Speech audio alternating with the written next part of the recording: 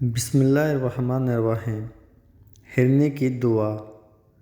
پرانے زمانے کی بات ہے، افغانستان کے ملک پر ایک بادشاہ حکومت کرتا تھا۔ اس کا ایک غلام تھا جس کا نام سبکت گین تھا۔ وہ بہت بہادر، عقل مند اور نیک دل تھا۔ اس کی انہی خوبیوں کی وجہ سے بادشاہ اسے بہت عزیز رکھتا تھا۔ ایک روز کی بات ہے کہ سبکت گین گھوڑے پر سوار ہو کر جنگل میں شکار کھیلنے گیا۔ وہ بڑا اچھا شکاری تھا، مگر اس روز ایسا اتفاق ہوا کہ شام تک جنگل میں مارا مارا پھرنے کے بعد بھی کوئی شکار اس کے ہاتھ نہ آیا۔ جب وہ واپس ہونے لگا تو ہرنی کا ایک بچہ اس کے سامنے سے گزرا۔ اس نے جھٹ گھوڑے سے اتر کر اسے پکڑ لیا، پھر اس کو گھوڑے کی کاٹھی کے ساتھ باندھ کر اپنے آگے رکھ لیا اور واپس شہر کی طرف چل پڑا۔ کچھ دور جانے کے بعد اس نے پیچھے مڑ کر دیکھا تو حیران رہ گیا۔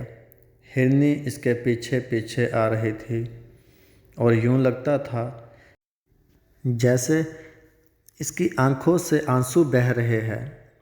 ہرنی کا بچہ بھی بری طرح تڑپ رہا تھا۔ سبکت گین کو یہ دیکھ کر ہرنی اور اس کے بچے پر بڑا ترس آیا۔ وہ فوراً گھوڑے سے اترا اور ہرنی کے بچے کو چھوڑ دیا۔ بچہ آزاد ہوتے ہی اپنی ماں کے پاس چلا گیا۔ ہرنی نے بچے کو دودھ پلایا اور پھر اسے ساتھ لے کر جنگل کی طرف چلی گئی۔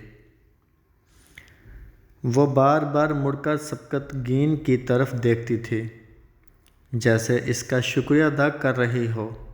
اس رات سبکت گین نے خواب میں دیکھا کہ ایک نورانی صورت والے بزرگ اس سے کہہ رہے ہیں، اے سبکت گین، تم نے ایک بے زبان جانور پر رحم کھایا ہے۔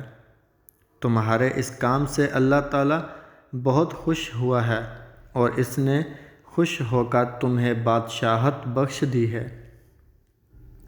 اس خواب کے کچھ عرصے بعد بادشاہ نے اپنی بیٹی کی شادی سبکت گین سے کروا دی۔ بادشاہ کے ہاں سوائے بیٹی کے اور کوئی اولاد نہ تھی، اس لیے اس کے مرنے کے بعد سبکت گین افغانستان کا بادشاہ بن گیا۔